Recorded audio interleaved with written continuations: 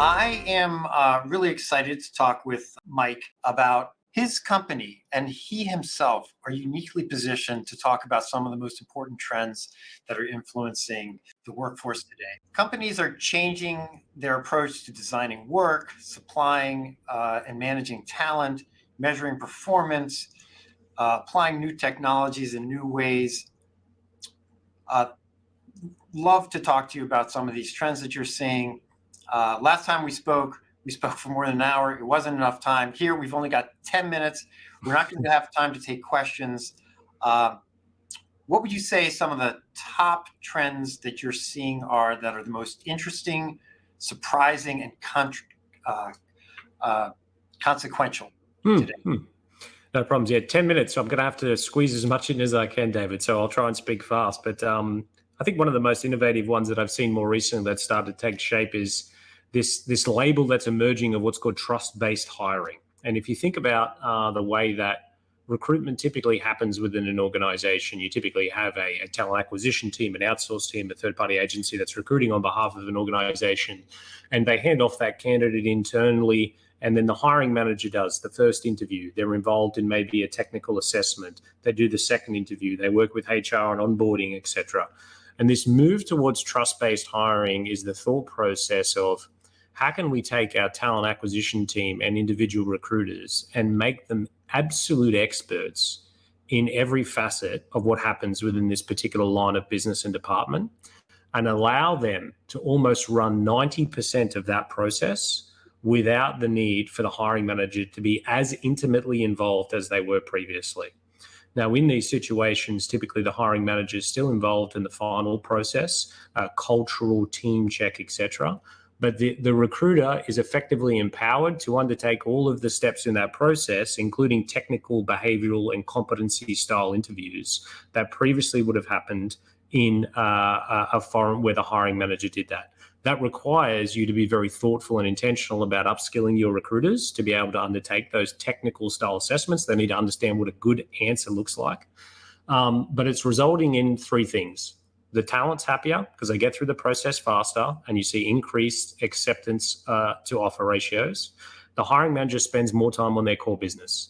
And lastly, the recruiter's happier because they're having a more deep and profound impact on the organization.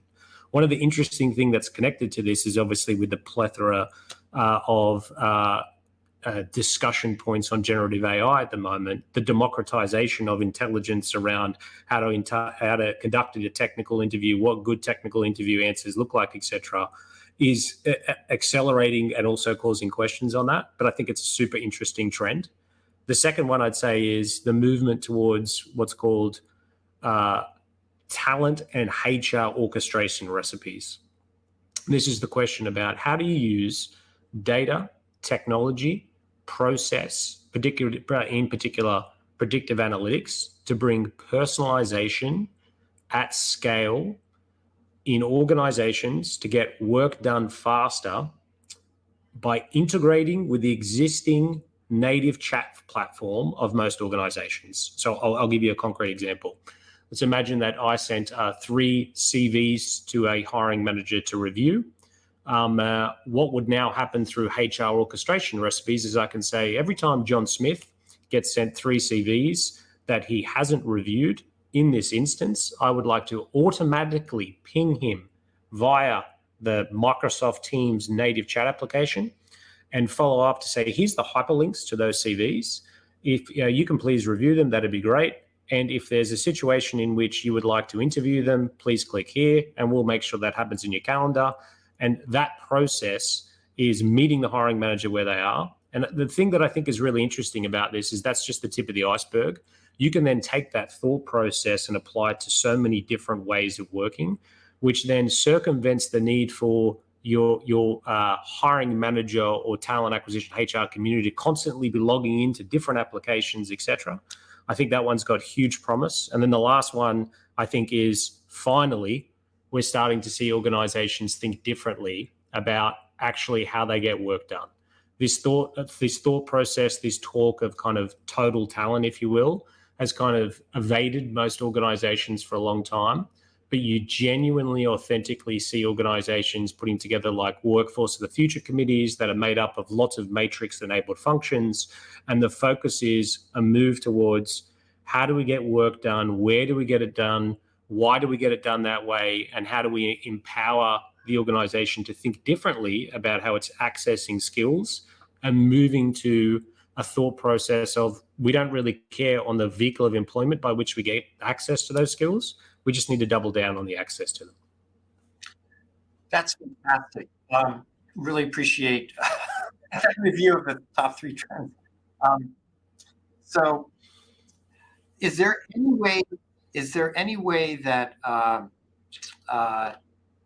you've got the different you've got the trust issue, trust-based hiring, at total management. How would you say that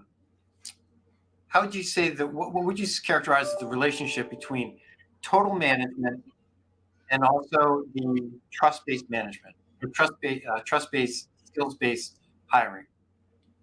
Yeah, I think it's a complex one. And I think there's only a few organizations that are really kind of leaning into this at the moment. And previously it was kind of siphoned off for what would consider to be kind of high volume, low skill roles. But we've got examples of very large global MNC, Fortune 50, Fortune 100 organizations that are leaning into this in the professional and technical space.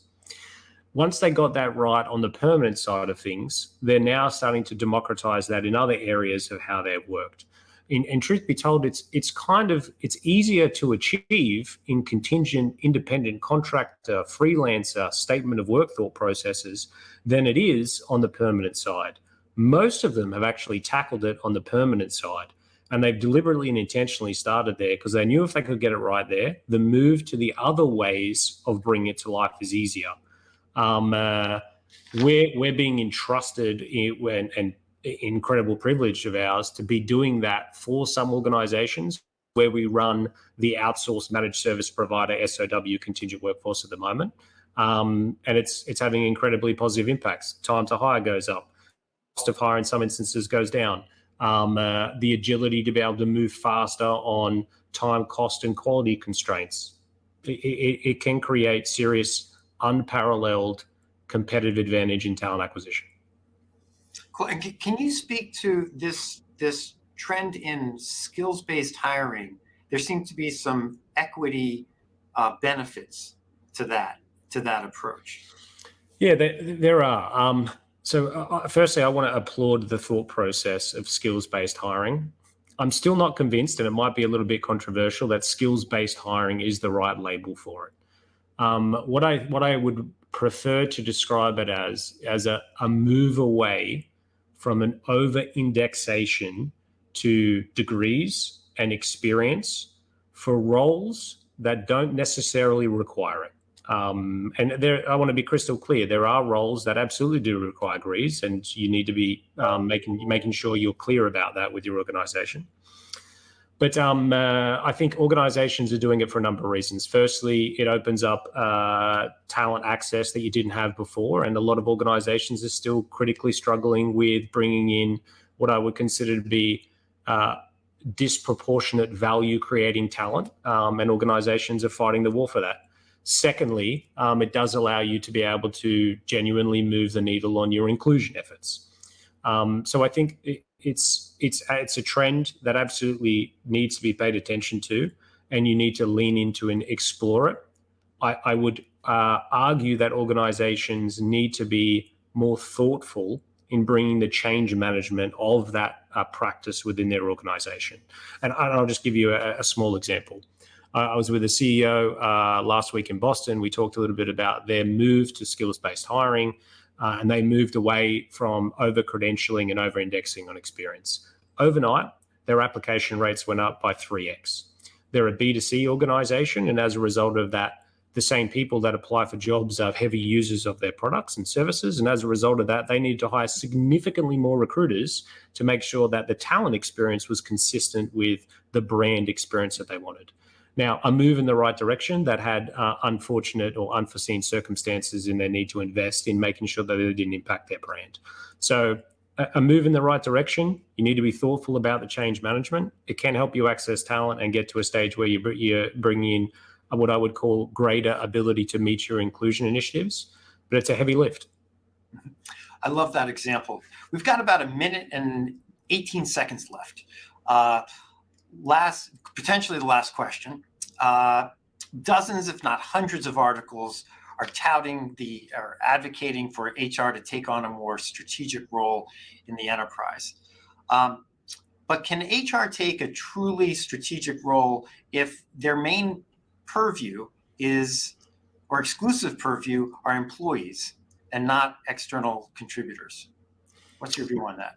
Yeah, I think in the organizations that we work with, HR have already stepped up to the plate in an enormous way in the last 24, 36 months. So it's important that I think I make that point.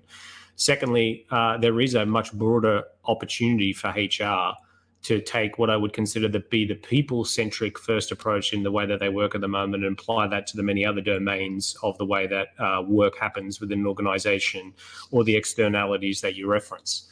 One of those, I think, is you're starting to see a trend of HR getting way more involved in operating and managing external workforces. One quick example. CHRO for a very large logistics company, one of the largest in the world more recently, said we have 40% external workforce.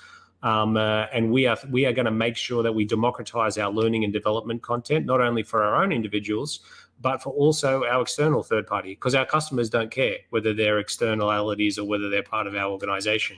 We believe that that's the right thing to do for the people and then therefore the right thing to do for our customers. So I think that they've stepped up to the plate. They got to take the next step, and I think it's there and ready for them to take that step. Thank you so much, Mike. This has been such a fun conversation. Wish we could go on. We will go on, I think, at another point, I hope. So thank you again. I'm going to turn this over to Abby. Thank you so much. Pleasure. Great. Thank you, Mike. And that was a great short session. Really appreciate you being here.